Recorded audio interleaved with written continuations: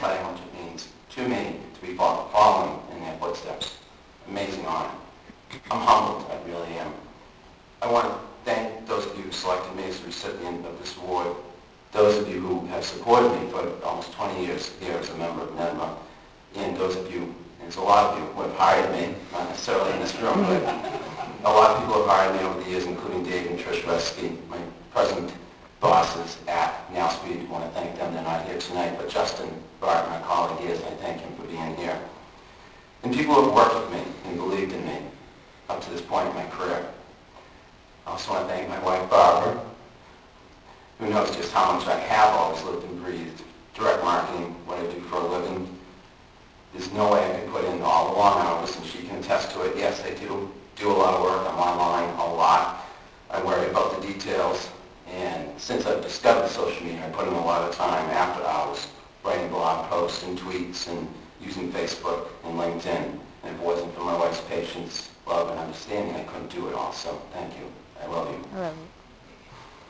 So I know it's been a long night. Again, I'm going to try to stick to the script. I hope it'll be worth your time listening to me. I just want to say a few more words. I don't think I'm that old, but I've been in the business of direct marketing for over 26 years now. My first job out of graduate school at Brooklyn College was as a direct mail copywriter at RCA Direct Marketing, as Alex already alluded to, in New York City, where I wrote direct response advertising copy about albums and songs and recording artists for the Record Club. The Record Club. So maybe I am that old. It's a great first job. I had a stereo in my office and just listened to records and wrote little blurbs, and I got free records, and again, I keep saying records, and that doesn't get on in years. But seriously, since that time I've worked as a copywriter, creative director of some variation. They wrote for about 16 different companies, more than half of them being small agencies, including my own, Cargill Creative, the smallest of them all. As someone who I thought might be here tonight, but someone I spoke to recently, Steve Tharla, a lot of us know Steve. He's a funny guy, great speaker, great wit, and almost every time I talk to him, he reminds me that I've worked at a lot of companies. And he has a great joke. He says, I wish I had stock in the manufacturer of your business cards. Coincidentally, I worked for Vistaprint, where we actually made business cards. So I have worked with a lot of different companies. But I wouldn't trade all of that experience for anything.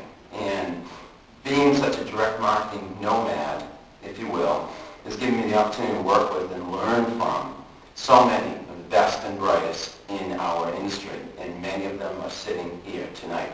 Many of them. One of my colleagues, former colleagues, Robin's right here up front. Across many different channels. So direct mail is how I started, but we can look at email, print, traditional advertising, web, and now social media in so many different categories of business. From entertainment, back in my RCA Warner Brothers days in New York City, to publishing. I worked at Meredith Corporation, a big publisher.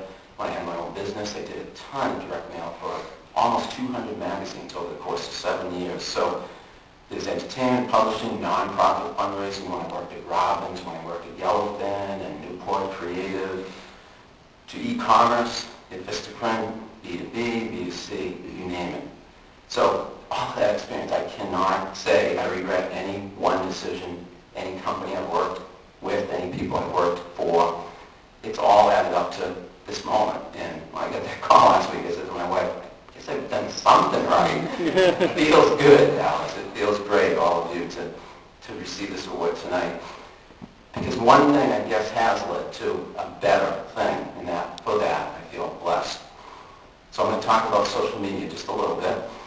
I've always believed in the principles and power of traditional direct marketing, but as soon as I started blogging in 2004, when I was working at Yellowfin with David Hazeltine, I realized I had discovered something that could very well be a big part, not just of my future, but part of our entire industry. I'm no prognosticator, but I saw for myself what the authors of the Clue Train Manifesto, and anyone who's attended any of my seminars or webinars knows I always hold up and refer to the book, The Clue Train Manifesto. And in their groundbreaking book, the authors said that, among other things, quote, markets are conversations. are no secrets, that the networked market knows more than companies do about their own products, that whether the news is good or bad, they tell everyone. In that quote, companies don't realize, my wife always says I do the quote sign twice. So I'm not doing the peace sign, I'm trying to do the quote sign.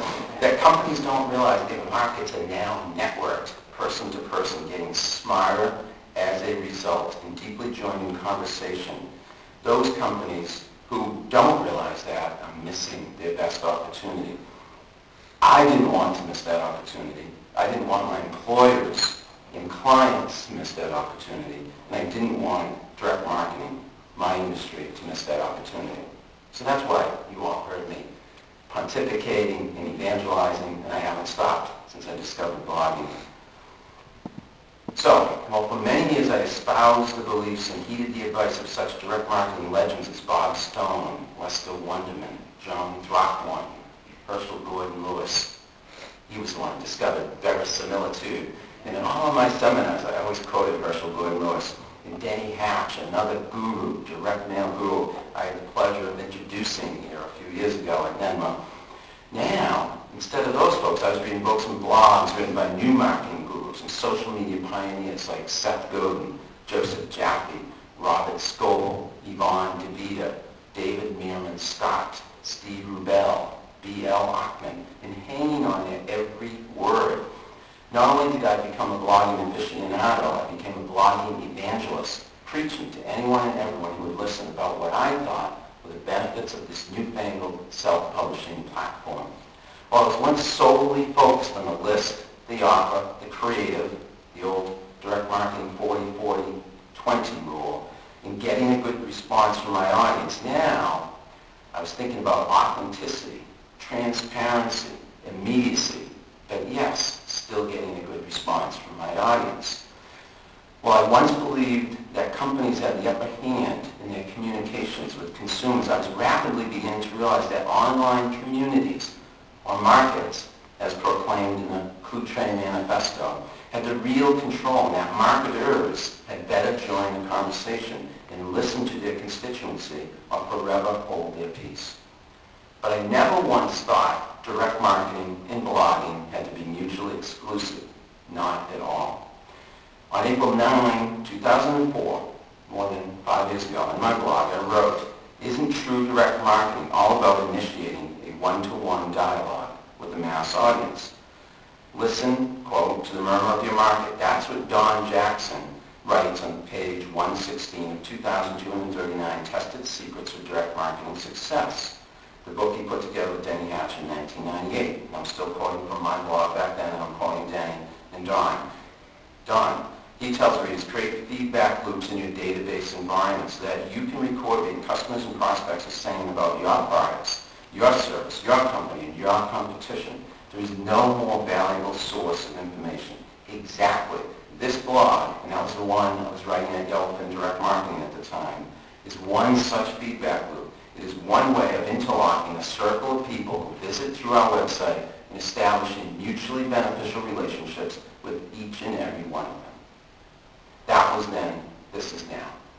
Just about a minute more.